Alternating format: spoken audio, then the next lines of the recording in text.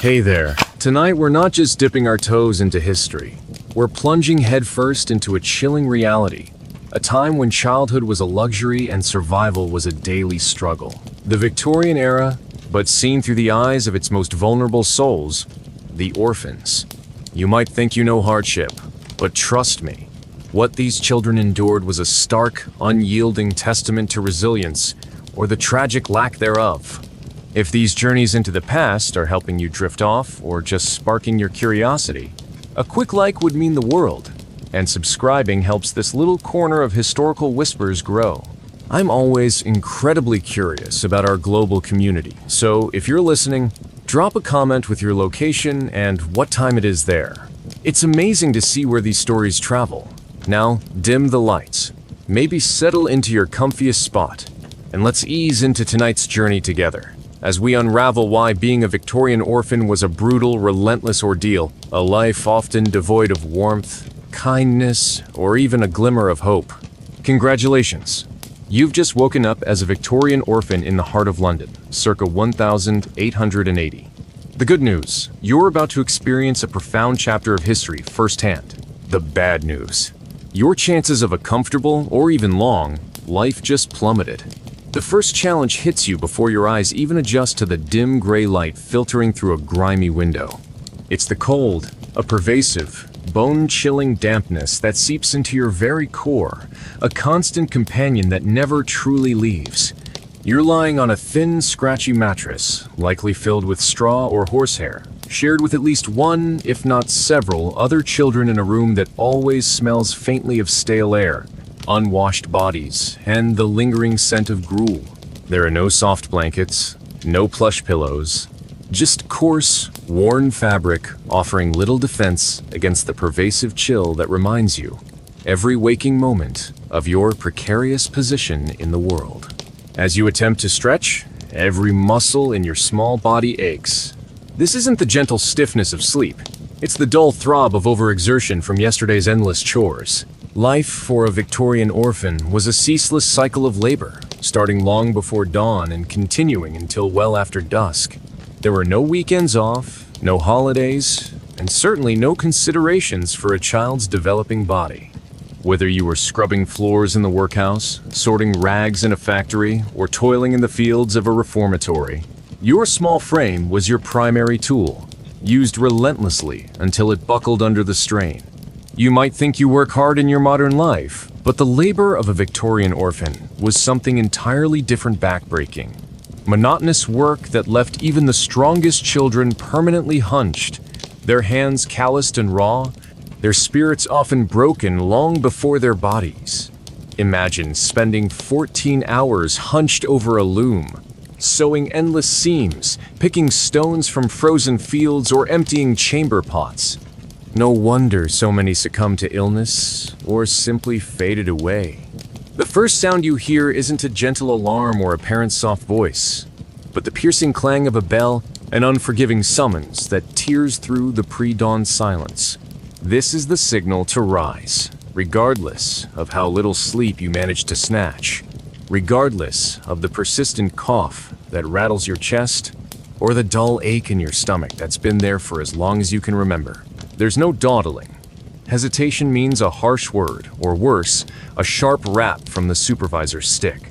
You scramble from the bed, your bare feet meeting the cold, wooden floorboards, sending shivers up your legs.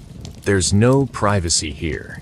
Dozens of children, boys and girls often separated but equally numerous, are already shuffling about in the gloom, pulling on their scratchy, ill-fitting clothes. Simple, coarse uniforms designed for durability, not comfort. They are gray or dull brown, patched and repatched until the original fabric is a distant memory. Your own clothes are no different, smelling faintly of the last child who wore them, perhaps weeks or months ago. There's no time for personal hygiene beyond a hasty splash of cold water on your face, if you're lucky enough to get near the communal basin before the water runs out or is deemed too dirty for use.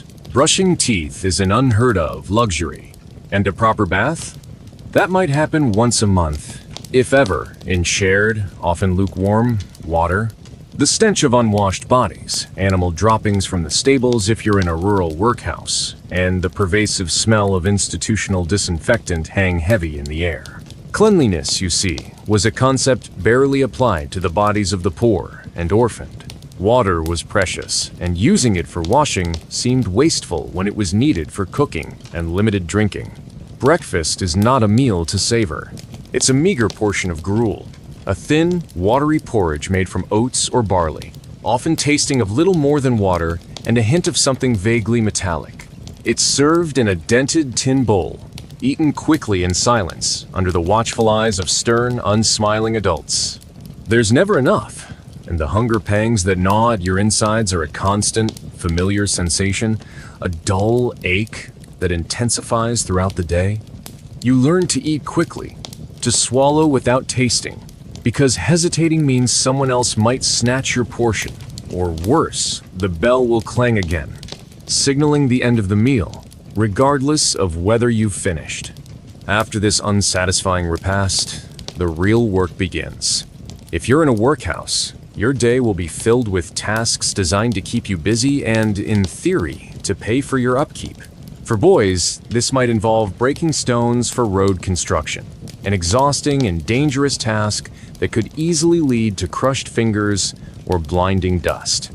You might be set to work oakum picking, separating strands of old rope to be used as caulking for ships.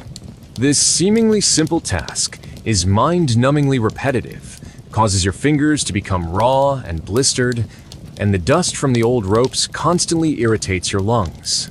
For girls, the work is often domestic, scrubbing floors, washing mountains of laundry in cold, harsh water, mending clothes, or cleaning latrines.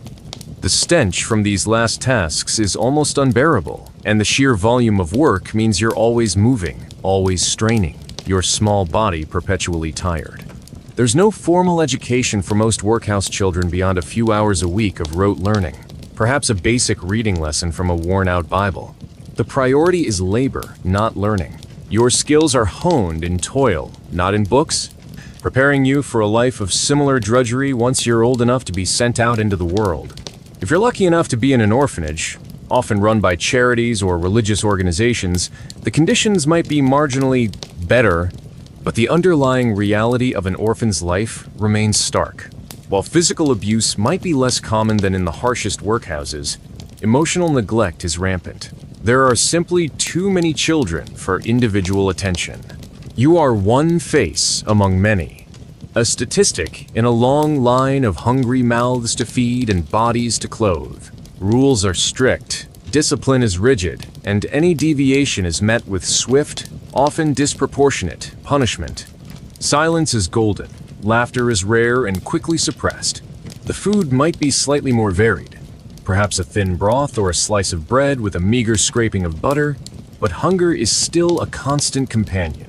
The clothing, while perhaps cleaner, is still ill-fitting and designed for uniformity rather than comfort.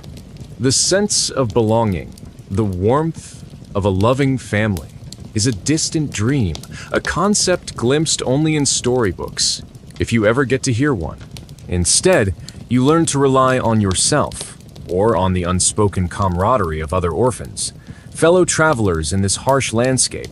There are often older children who, having endured years longer than you, become reluctant mentors, showing you the ropes, how to avoid the supervisor's notice, where to find a discarded crust of bread, or how to sneak a few moments of quiet respite. These small acts of solidarity, whispered words of encouragement, or shared glances of understanding become vital lifelines in a world designed to break your spirit. Even play, a fundamental part of childhood, is a luxury. If permitted at all, it's often in a drab, enclosed yard with no toys, no equipment, just hard ground and the fleeting moments stolen between chores. Games are simple, imaginative, played with pebbles, sticks, or just the power of your own mind.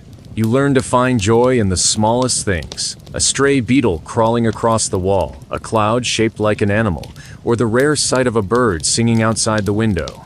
These brief glimpses of beauty, of freedom, are treasured, providing fleeting relief from the grim reality of your existence. But the ever-present threat of disease hangs over every Victorian orphan. With poor sanitation, inadequate nutrition, overcrowding, and a complete lack of modern medicine, infections spread like wildfire through these institutions. Measles, scarlet fever, tuberculosis, smallpox. These aren't just names in history books. They are terrifying realities that sweep through dormitories, claiming lives with chilling regularity. A simple cold can quickly turn into pneumonia, a minor cut into a fatal infection.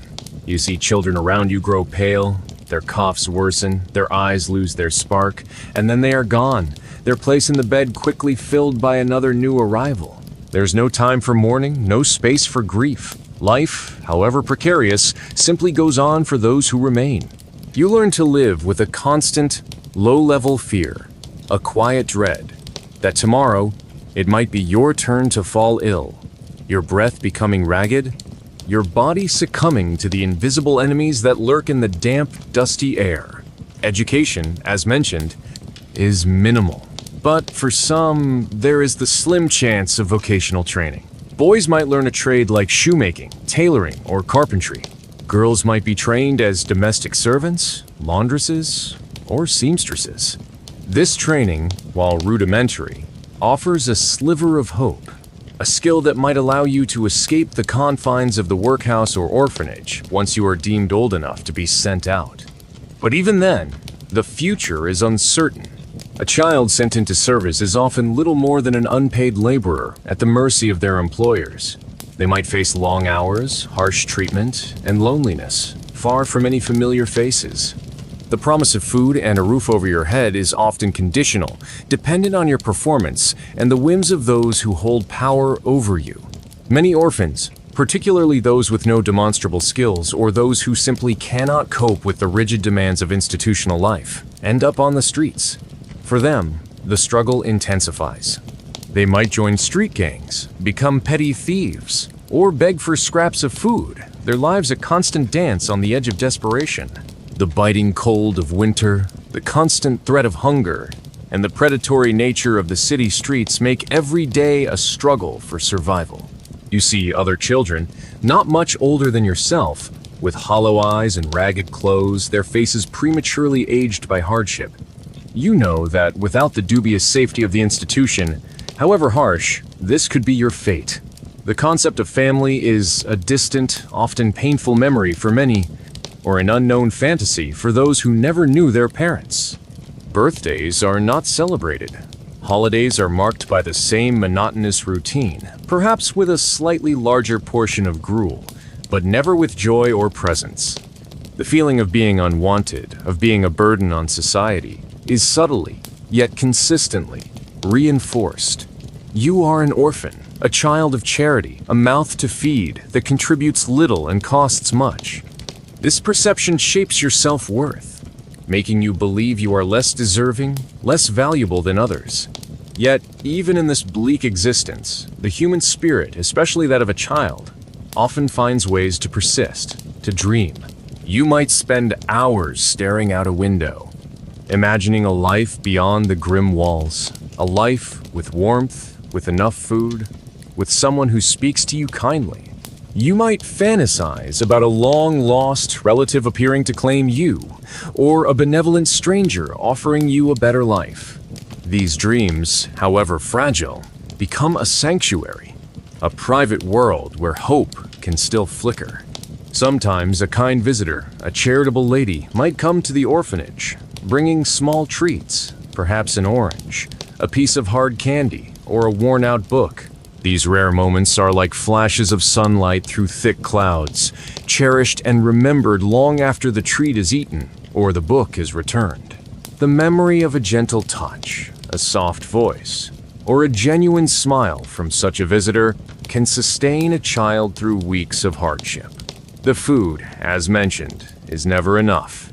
You learn to suppress the rumbling in your stomach, to ignore the dizzy spells that come with hunger. You become an expert at finding scraps, a forgotten crust of bread, a dropped potato peel, anything that might stave off the gnawing emptiness. You learn to appreciate the simplest of flavors, the warmth of a mug of weak tea, the subtle sweetness of a turnip. Your senses sharpen, particularly your sense of smell, instantly recognizing the scent of bread baking from a distant bakery, a torment and a delight at once. Mealtimes are not about nourishment. They are about survival, about filling the void, however temporarily. The lack of proper nutrition impacts everything. Your energy levels are low, your body struggles to fight off illness, and your growth is often stunted. You see children who are much younger than their actual age, their bodies small and frail, their faces gaunt. This perpetual state of hunger contributes to a pervasive weakness, making the demanding physical labor even more arduous. The cold is another constant torment. Victorian buildings, especially those built for the poor, were rarely well insulated. Dampness pervades everything, and heat is a precious commodity, often reserved for the adult staff. In winter, the unheated dormitories become iceboxes, and sleep is a fitful battle against shivering. You learn to curl into a tight ball, to press close to other children for shared warmth. Anything to escape the biting chill that numbs your fingers and toes. Frostbite is a real danger, and chilblains, painful swellings on the skin caused by exposure to cold, are a common affliction. Your hands and feet are perpetually cold, often chapped and raw from the elements and the constant labor. The dream of a warm fire, a cozy room, is a powerful fantasy that occupies your thoughts during the long, cold nights. Hygiene, or the lack thereof, is a major factor in the spread of disease. Communal living spaces, often unventilated and overcrowded, become breeding grounds for germs. The same few communal wash basins and privies serve dozens, sometimes hundreds of children. Lice and fleas are common companions, causing incessant itching and further skin irritation. Clean water, as already noted, is a luxury, and sewage systems are rudimentary or non-existent, leading to contaminated water sources in some areas. The supervisors, often overwhelmed themselves, have little time or resources to enforce rigorous hygiene.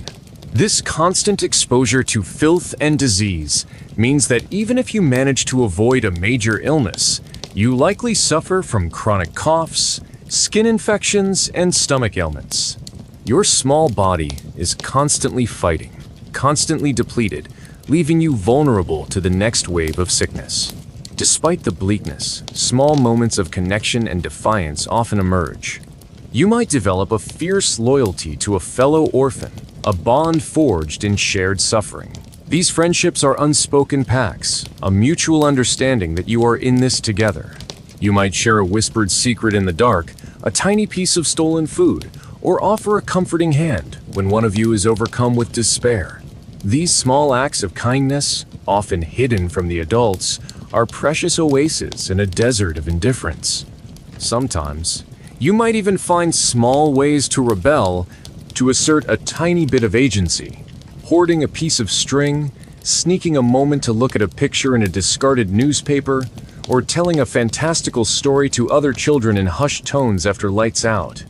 These acts, however minor, are vital for maintaining a sense of self in an environment designed to strip you of your individuality.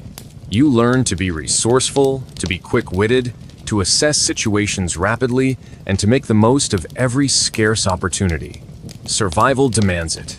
The longing for affection is perhaps the most profound and persistent ache.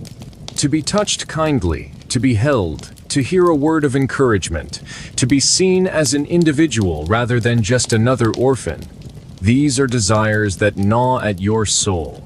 You see children with parents in the outside world, holding hands, laughing, and the sight stabs at your heart. You might invent a fantasy family, parents who love you and will one day return. A comforting lie you tell yourself to get through the loneliest hours. The absence of parental love leaves a gaping void, a wound that may never fully heal, shaping your emotional landscape for the rest of your life. The world feels cold, uncaring, and you are adrift, a tiny boat on a vast, indifferent ocean. The only warmth you receive is often from the shared body heat of other children huddling together, or the fleeting, almost accidental, brush of a supervisor's hand. As you grow older, the prospects shift slightly. If you've survived the diseases, the hunger, and the hard labor, you'll eventually be considered old enough to leave the institution, usually around the age of 14 or 16. This is both a terrifying and exhilarating prospect. Terrifying, because the outside world is unknown, vast, and often unforgiving. Exhilarating, because it represents freedom, a chance to escape the monotonous, controlled existence you've always known. You might be sent to work as a domestic servant, a factory hand, or an apprentice. Your future income will be meager, your living conditions likely Spartan, but you will have a degree of autonomy you've never experienced before. The lessons learned in the workhouse or orphanage, resilience, resourcefulness, the ability to endure hardship, and a deep understanding of the value of even the smallest comforts will serve you or haunt you for the rest of your life. You carry the invisible scars of your childhood, the ingrained habits of scarcity, the deep-seated mistrust of authority, and perhaps, if you are incredibly fortunate, a fierce determination to forge a better path, not just for yourself, but perhaps for those you might encounter who are still trapped in the world you so narrowly escaped. You are a product of your environment, shaped by the relentless grind of Victorian poverty. But you are also a testament to the enduring power of the human spirit to survive, to adapt, and perhaps, against all odds, to find a sliver of peace in a world that was, for you, inherently unkind. Your story, like that of countless others, is a silent, unwritten chapter of history, a testament to the fact that even in the most brutal of times, the spark of life, however dim, continued to burn.